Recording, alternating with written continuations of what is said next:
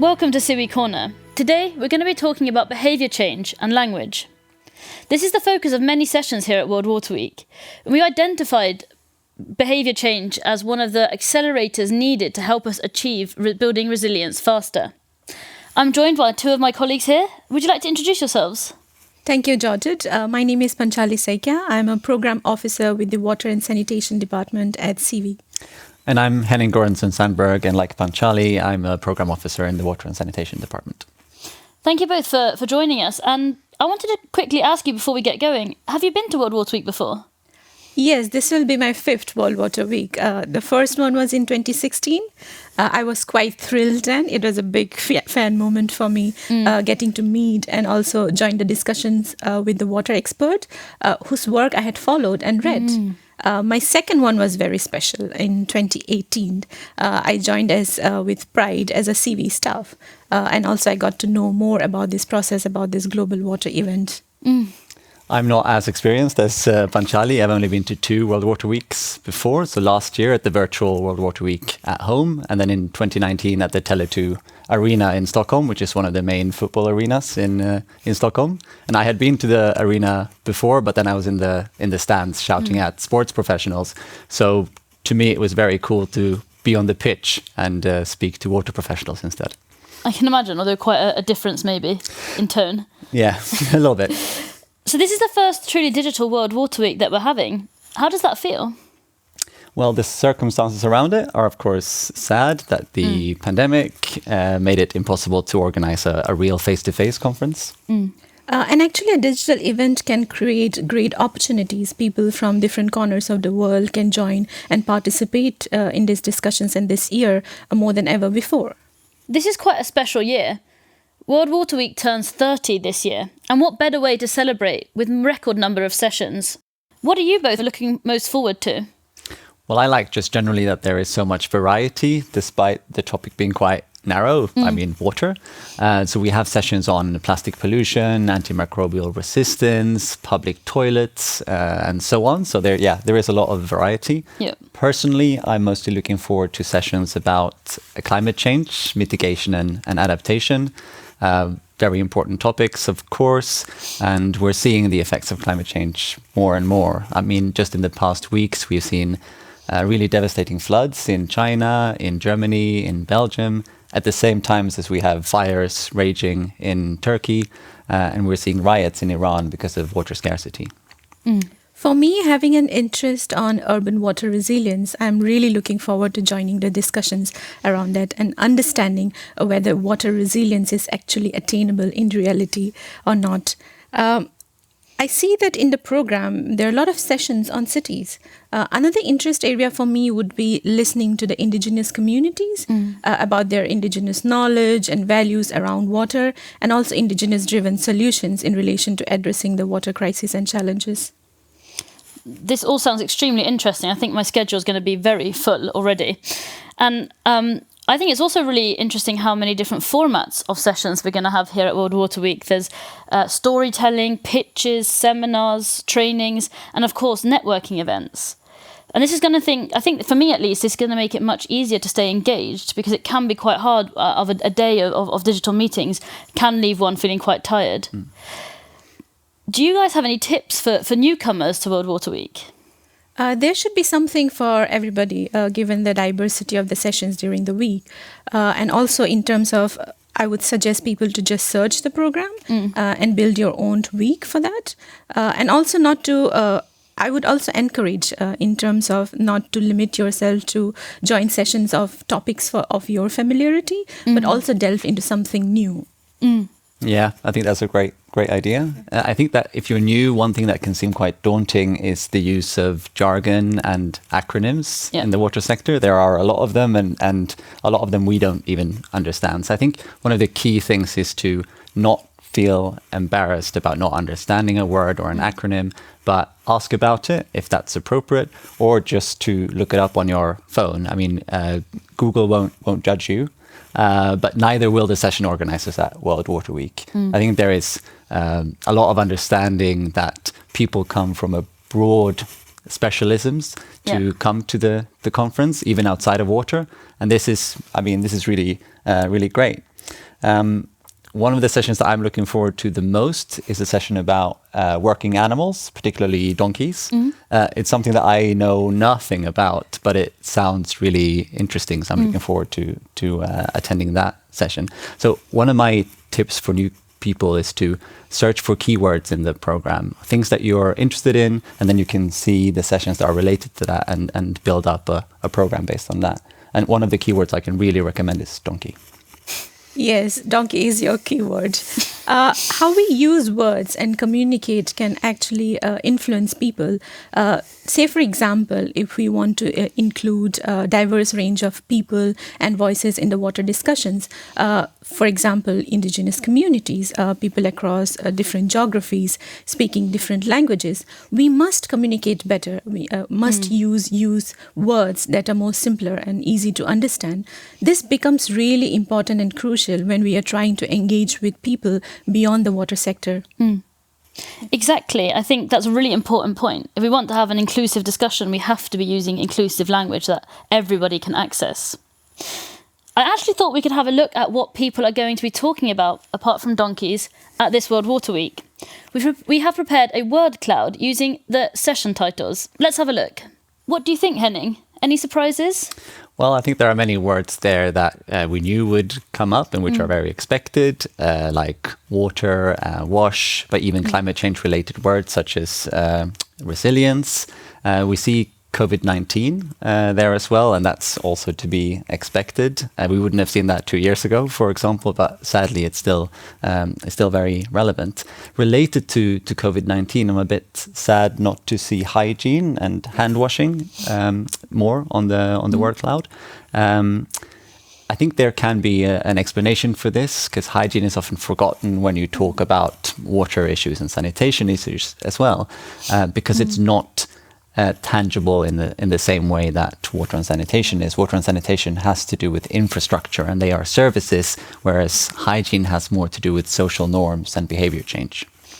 There is the cross-sectoral focus as well. You see health, food, forest, which is really a good progress and way forward. But if you see the words, it's not always easy to understand and interpret for everyone.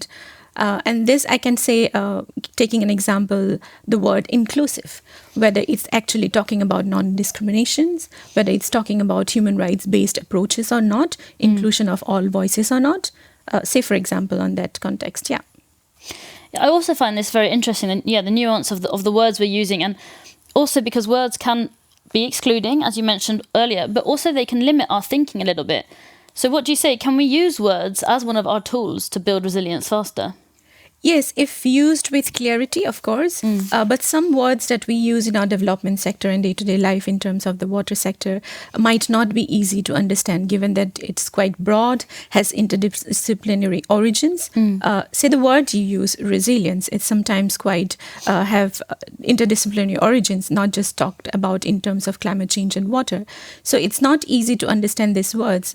From our experiences working with cities, we have seen that often decision makers and practitioners find it very difficult and complicated to apply this concept in practice. And given this year's World Water Week theme of building resilience better, faster, it will be interesting to see about these sessions talking about resilience. Yeah, I very much agree. And on the other hand, like using strong terminology like resilience, like you're talking about, sustainability is another one, and mitigation and adaptation that I mentioned before, it can really help to create urgency and prioritize things. And the ultimate aim of this is to influence decision makers and ultimately to change behavior. Yeah, it is really interesting how we're deepening our knowledge on the impact that words has on behaviour change. We've actually put together a little slideshow that looks at just that.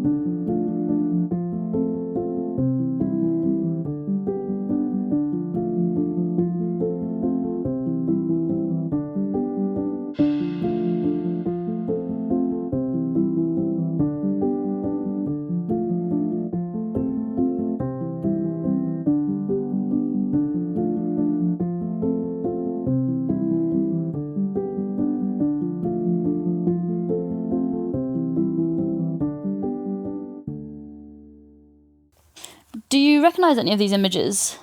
Yeah, there were some cute elephants. Sadly, no donkeys.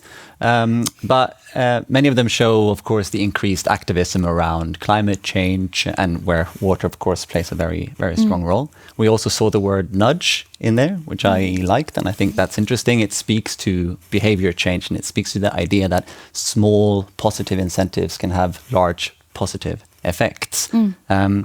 And you have to make it easy for people to make better decisions. That's one of the cornerstones of nudging. And one famous example is from the US and about donors, organ donors on the registration there. From the beginning, this was an opt-in choice. So people were automatically left off it, and they had to make an effort to be put on it. And they saw that uptake was rather low. They changed it instead to make it opt-out. And then they saw that many more people consented to staying on the register, and there was a positive effect overall. That's really interesting. And I mean, in behaviour change theory, we often talk about knowledge, attitudes and practices. That changes of human behaviour are divided into these three successive processes. The acquisition of knowledge, the generation of attitudes, and then the formation of behaviour. How do we get started in that process? One way of generating knowledge is through large-scale campaigns, for example. And this can be through posters in society or in schools, or it can be through media. And it can be through like old media, such as radio or TV, or new media, such as social media and things like that. What's important here is to tailor the messages to the needs of the people that you're trying to influence. You have to use their language, and you have to use examples that resonate with them. So it's very important to have a thorough understanding of the lived experience of the people that you're trying to speak to. And this can be cultural, or it can be religious, or it can be related to social norms of the group that you're trying to speak to. And this is especially important when you're speaking to like indigenous communities, for example, or when you're speaking about taboo subjects. Absolutely. I second that thought. We have seen that targeted approaches in terms of tackling the social and cultural stigmas, and so in terms of taboos related to menstruation and also promotion of hygiene, have a great impact and have worked quite well. We saw in one of the images with the poster of no period end period shame. There is this also an Oscar-winning documentary, which is Period End of Sentences, that you must watch. These platforms and entertainment industries are often used as a tool in terms of behavior change, influencing behavior and generating awareness. And in tackling some of these taboos, for example, with menstruation, this has actually led to some concrete progress, right? Exactly. I would like to share a few examples here towards addressing the period poverty. By period poverty, we mean when women lack sanitary products and other essential related products due to financial constraints. And we have seen that targeted approach and people's efforts in terms of social media campaigns and protests have actually influenced decision making. For example, in India, the government had to actually exempt the sanitary products from its goods and services taxes, which was earlier 12%. Recently, we also saw in Scotland, they passed a bill and became the first country to make sanitary products free for all. Yeah. Fantastic that Scotland has done that. And we're talking a lot about social media campaigns now, or other media campaigns, but often it might not be possible to use social media or other types of media to reach people. And then you can use community mobilization, which is another way to affect behavior change in communities. And this is, for example, arranging debates in communities about how to change behaviors and how to make a positive change. And a recent example of a large-scale, very successful behavior change campaign is the Swachh Bharat campaign in India, or the Clean India campaign, which was about ending open defecation. And it was really, really successful in creating more positive behaviors for millions of Indian people around sanitation and hygiene. But it was also criticized for using some negative encouragement and punishing behaviors when behaviors weren't changed fast enough. And this is despite the fact that we see that evidence is showing that positive encouragement and nudging that we talked about before is more efficient when changing behavior.